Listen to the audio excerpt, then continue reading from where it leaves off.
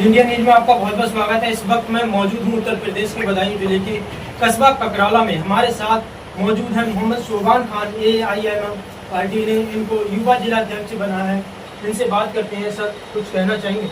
जी, मैं सबसे पहले अपनी पार्टी तहे दिल से शुक्रिया अदा करना चाहता हूँ तमाम लोगों का, जिन लोगों ने मुझे अपने ज़िले की जिम्मेदारी सौंपी और इंशाअल्लाह ताला मैं अपनी पूरी जिम्मेदारी बखूबी निभाऊंगा और पार्टी को बहुत मजबूत करूंगा और आगे भी ले जाने की कोशिश करूंगा। और भी लोग मौजूद हैं, मुबारकबाद देने के लिए आए हैं। इनसे बात करते हैं। सर, अपना नाम बताइए। मेरा नाम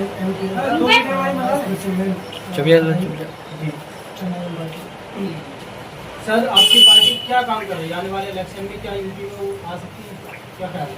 देखिए, ये तो पार्टी के वरिष्ठ पदाधिकारियों का मसला है, तो कितनी सीटों पर लड़ेगी या लड़ेगी या नहीं लड़ेगी उनका फैसला है, इसमें हम कुछ नहीं कर सकते। लेकिन हमारा जो करने का है, हमारा जो जिम्मेदारियाँ सौंपी गई है, वो हमारी जिम्मेदारी ये है कि हम जन जन तक अपनी आवाज़ को पहुँचाएँ और मजलूम के साथ खड़े हों, दलित के साथ खड़े हों।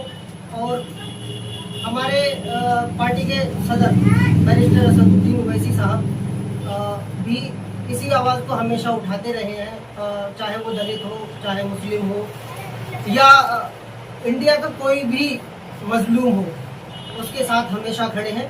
और मैं कोशिश करूंगा कि हम और हमारे जितने भी पार्टी के पदाधिकारी हैं डिस्ट्रिक्ट बदायूं में, हम उनके पैरोकार रहें। क्या AIMM सिर्फ मुसलमानों की रहनुमाई? नहीं, ये एक महज इल्ज़ाम है, ऐसा कुछ नहीं है। MIM पार्टी ने कभी भी इसको लेकर कोई ऐसा पक्षपात नहीं किया।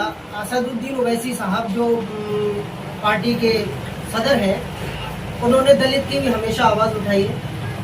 आपने कई मैटर देखे होंगे, बहुत सारे मैटर हैं ऐसे, दलित की आवाज़ भी उठाई है, मेरे यादव भाइयों की भी आवाज़ उठाई है, बहुत सारे ब्राह्मण हैं, सबकी आवाज़ वो अक्सर उठाते रहते हैं। वो संविधान को लेकर चलते हैं और संविधान जो चीज़ हमें सिखाता है हम उस तरीके से चलते हैं। तो ये एक कह सकता हूँ कि एक सरासर इल्ज़ाम है, ताकि मुस्लिम जो है वो एक अपनी क़यादत खड़ी न कर सके। मुस्लिम क़यादत को मैं जहाँ तक देखता हूँ, मेरा जो एक्सपीरियंस है राजनीतिक, इस एक्सपीरियंस में मैं ये देखता हूँ कि मुस्लिम जब अपनी क़यादत के लिए खड़ा होता है तो उस पर तरह तरह के इल्ज़ाम दिए जाते हैं कि ये B पार्टी है, ये C पार्टी है।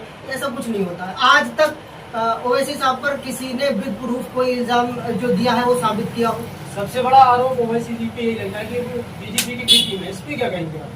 देखिए, मेरे सदर ने एक बार भरी महफिल में कहा था कि मैं मक्के में था, क्योंकि हम मुस्लिम हैं और मुस्लिम के लिए हमारी सबसे बड़ी जो जगह है, हमारी इबादत की जो जगह है वो काबा जी। उस जगह पर जाकर मक्के में कहा था, एक शख्स ने उनसे पूछा, उन पर ये बात होगी कि आप जो है B टीम का आप पर इल्ज़ाम लगता है। तो वैसे साहब ने कहा था, अगर आप वहाँ जाकर कह दें ये बात, लेकिन वहाँ जाकर उस शख्स में ये हिम्मत नहीं थी कि वो कह पाता, क्योंकि वो भी कहीं ना कहीं समझता है कि ये सरासर इल्ज़ाम है। लेकिन वो जो लोग हैं वो चापलूस चाटुकार हैं, मैं कह सकता हूँ, और खुले तौर पर कह सकता हूँ कि वो चाटुकार है, लालची लोग हैं जो इस बात को कहते हैं कि MIM B टीम है। बहुत बहुत शुक्रिया हमारे साथ बने रहने के लिए। हमारे साथ कुछ और भी लोग मौजूद हैं। मेरा नाम सौरभ खान है और जैसा कि आपको भी भाई ने बताया कि हम मजलिस के लिए यहाँ ककराला में सिपाही खड़े हो चुके हैं और ओवैसी साहब पर ही वाकई B टीम का जो आरोप लगता है सरासर गलत है। इस सवाल को न दोहराया जाए तो बेहतर होगा, क्योंकि बैरिस्टर असदुद्दीन ओवैसी जैसा ना कोई नेता हमारे लिए ना है, ना आने वाले टाइम में होगा। सर, अभी ये विवाद चल रहा है, चूर की शान में गुस्ताखी की गई है, इसके बारे में कुछ कहना चाहेंगे? देखिए, किसी भी धर्म का कोई धर्म नहीं हो, तो हर धर्म में ये बात लिखी हुई है कि हर धर्म का और अपने धर्म के लोगों का बराबर सम्मान होना चाहिए और हिंदुस्तान का संविधान भी ये कहता है।